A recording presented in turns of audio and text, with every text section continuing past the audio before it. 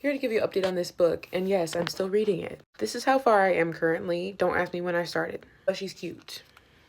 Now I will say this, Rebecca, there's a lot of questions I have.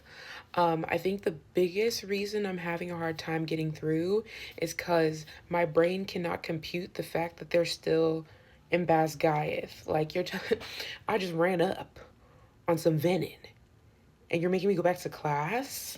And you think you can run me a toast? Yeah, I don't know about that. Like, the math wasn't mathing for me, and maybe that's just my like fantasy brain, because usually that's how it always runs. Like, whatever was a typical standard day, once things like just go bam, like for real, like structures falling, things revealed, people don't go back to normal, and they went back to normal. Like, the whole system wasn't flawed. So that was my biggest reason.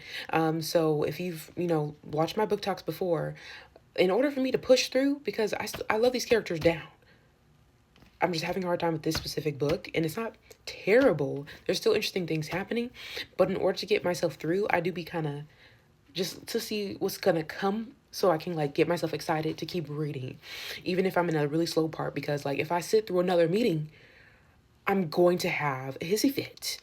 I'm tired of the meetings. Why are we still talking to these people when they're irrational? Like, like at this point, get Taryn and Darna on deck. Fire. Talk to me kindly, because I'm tired of saving y'all. And then Zayden, of course, we already know he's going through it. I already know what's gonna happen. I read the back already. But outside of reading the back, I knew it was gonna happen. It was very predictable. If you're a Vampire Academy fan like I am, a lot of people had theorized that he was gonna pull a Dimitri, and it seems like in very much fact he is pulling a Dimitri. I know that they get married. Yes, I read the back. I don't know how we got there though. So we're gonna have to figure that out later. I'm not gonna read too much into it.